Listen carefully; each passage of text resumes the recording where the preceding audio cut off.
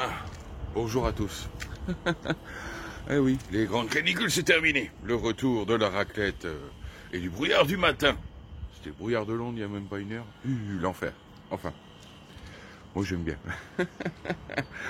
Le truc, c'est que je voulais revenir avec vous sur un petit sujet où certains abonnés sont venus me dire « Ouais, Lampedusa en Italie, entre l'Italie et la Tunisie, t'en parles pas qu'est-ce que t'en penses Est-ce que t'as quelque chose à dire? Est-ce que t'as de l'information ?» Ouais, et ouais, et re-ouais. Information Darmanin. Sont accueillis que s'ils respectent les règles de l'asile, s'ils sont persécutés. Mais si c'est une immigration qui est juste irrégulière, non. La France ne peut pas les accueillir comme d'autres pays. La France est très ferme. Vous savez, j'entends souvent que c'est le pays où il y a le plus de demandeurs d'asile. C'est tout à fait faux. Nous sommes le 4e pays, derrière l'Allemagne, derrière l'Espagne, derrière l'Autriche. Et notre volonté, c'est d'accueillir bien sûr ceux qui doivent l'être, les persécutés politiques, mais nous devons absolument renvoyer chez eux ceux qui n'ont rien à faire en Europe.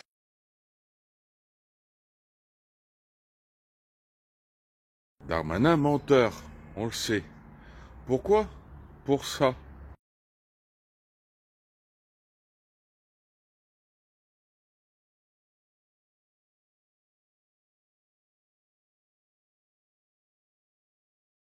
Je sais, ça fait beaucoup à lire, mais n'hésite pas à mettre pause.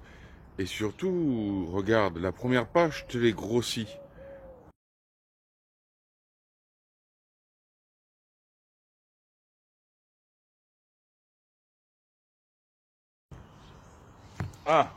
Pardon, de retour. Vous avez vu la date enregistrée? Je rappelle que Lampedusa, c'est aux alentours du 14 que ça s'est passé. Et hier, 18 septembre, qu'est-ce qu'il a dit, Darmanin, sur le plateau télé? Rigueur et tout. Désolé pour les véhicules qui passent. C'est la vie, c'est la société.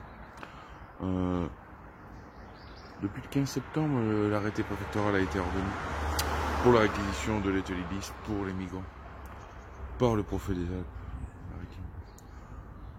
T'es un vilain menteur, Darmanin, hein? Est-ce qu'il y aurait une histoire de pacte entre l'Europe et le président de la Tunisie pour l'aider à se débarrasser de son surplus de migrants arrivant d'Afrique subsaharienne? Je dis ça, je dis rien. D'ailleurs, je vous invite à écouter cette collègue tiktokeuse, j'aime bien ce qu'elle dit. Écoutez ça et faites-vous une opinion des passeurs et de leurs magouilles. Quelque chose d'un peu fou, c'est que en fait, j'étais tout simplement en train d'interviewer les migrants depuis tout à l'heure, et il y a une dame du coup qui travaille pour l'Union européenne qui est venue me voir en m'expliquant que j'avais pas le droit de filmer les visages de ces migrants-là. Et pourquoi? Parce qu'elle me dit que en fait, beaucoup sont en procédure de visa parce qu'ils viennent de zones de guerre.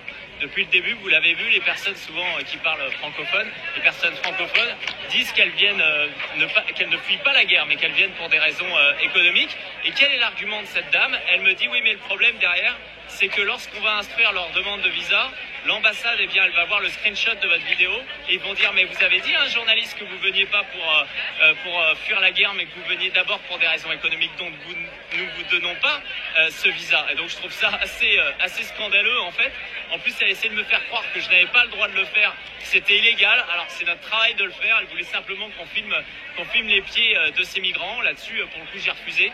Parce que ça montre à quel point, en fait, à chaque fois, lorsque les vidéos viennent, en fait, des ONG ici, ils cherchent d'abord à montrer ce qu'ils veulent. C'est-à-dire que si, pour le coup, ils n'ont aucun problème de filmer le visage de ces migrants lorsqu'ils vont expliquer qu'ils fuient la guerre, mais lorsqu'ils vont expliquer qu'ils ne viennent que pour des raisons économiques, eh ben là, ça les dérange. Et ça, c'est un scandaleux. Donc, n'hésitez pas à relayer toutes ces vidéos, justement, qu'on a poussées sur Livre Noir, de tous ces Guinéens, de ces Ivoiriens qui viennent ici pour gagner mieux leur vie. Ils ont le droit de le souhaiter, mais en attendant, on a le droit de le savoir aussi lorsque la majeure partie des entrées en France sont faites sous des demandes de visa pour des raisons économiques, alors que souvent on fait croire justement qu'ils fuient la guerre.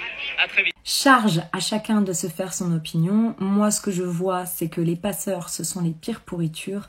Et toutes ces ONG sont des pourritures également, puisque ils prennent le risque de faire prendre la mer à des gens qui, bien entendu, rêvent d'un Eldorado, on leur fait miroiter monts et merveilles, etc.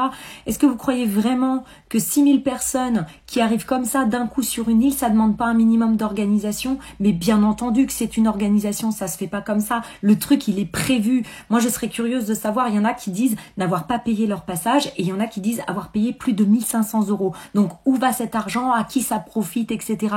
C'est normal que ces pauvres gens, ils aient envie d'améliorer leur quotidien, qu'ils rêvent de gagner plus d'argent parce que dans leur pays, c'est compliqué. Sauf que ce qu'ils savent pas, c'est que la réalité, elle est pas comme ça. Ça va être beaucoup plus compliqué et ils vont déchanter. Et en fait, en attendant, les ONG et compagnies qui font ça sous prétexte d'humanitaire, ils s'en mettent plein les poches. Et surtout, il faudrait pas montrer la réalité. Donc, ils font passer effectivement la plupart pour des gens qui fuient des zones de guerre alors qu'on sait que c'est pas vrai. Ils fuient pour des raisons économiques. En soi, moi je comprends, demain notre pays il est en train de se déliter, il n'y a plus de travail, on bouffe plus, on est dans la misère. Bien entendu que j'essayerais d'aller dans un pays où j'ai un peu plus de chance. Sauf que ils leur disent pas la réalité, ils leur disent pas réellement comment ça va se passer. Donc voilà, encore une fois, le malheur des uns fait le bonheur des autres.